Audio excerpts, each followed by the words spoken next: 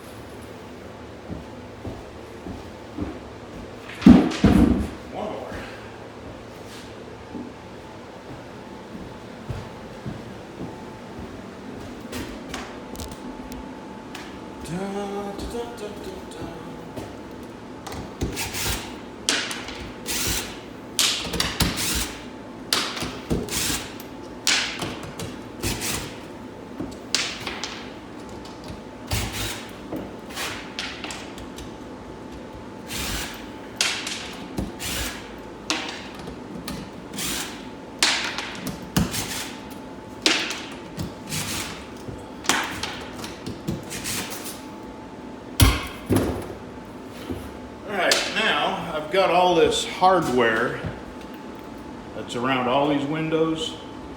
I'm going to pull off this stuff and this stuff, basically, and I'm going to pull all the nails out of the wall, and then I'm going to get to the trim at the bottom there, and then I'm going to sweep it up in here, clean it up, get it ready for the plywood. And I'm probably going to move 6 sheets in here because 3 of them I'm gonna have to cut in half, and I'll do that outside. All right, I'm pulling off. Over here I've got all the trim and the rubber gasket material that was around there. I got it off. And that's one window. I'm about halfway done with that window. And then I got this window, and then I'm going to start pulling the trim off along the bottom there. And then I'm going to clean up in here.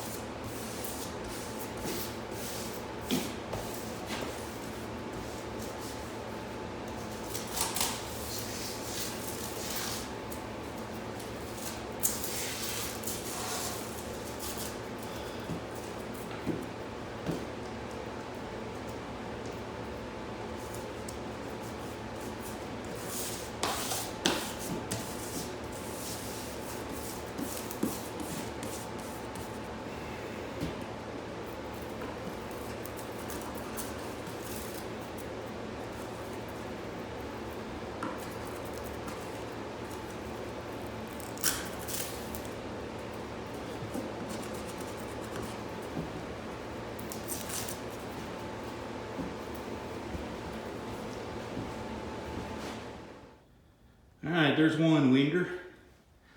I got that one and these two. And then, no, I still gotta jack up that stinking corner. All right, I'm gonna do these windows, and by then, it'll be warm enough for me to be outside. All right, let me get the measuring. All right, we're done. Now I'm fixing to go outside and pull some skirting off down here. Lucy Bell.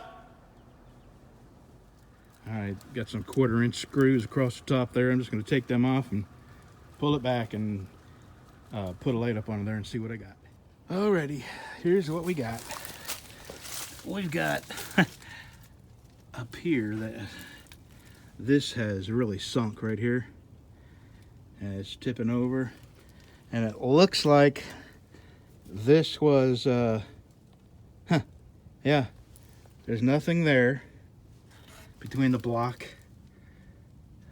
I can definitely, I can look across this and see where this is down.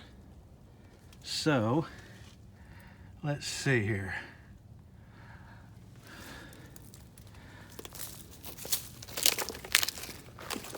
I can see where these were probably, this wood was, and this wood was probably up under here.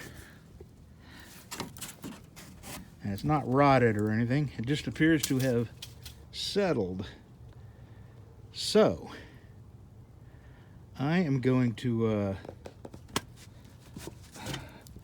it seems like it's fairly, okay, it is leaning back towards me. I'll show you how far. Good, 3 or 4 inches. So what I got to do is take these blocks out.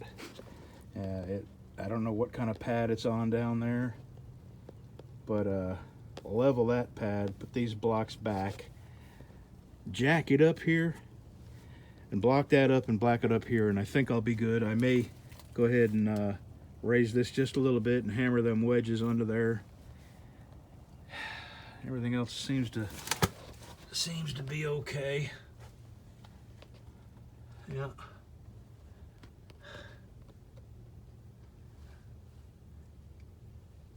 Yeah, just these two. So that's not so bad. I'm gonna get started on this right away, pulling these blocks out. Decided what I'm gonna do. I'm not gonna have one at the corner here. This beam is more than enough support for 3 foot of joist hanging off of it. So what I'm gonna do is jack this up about 1 inch, and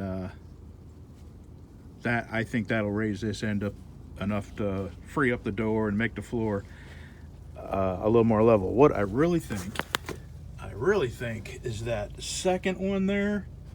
Let me hold on there. I think that second one is too high, but this is muddy up under here, and I am not crawling up under here right now.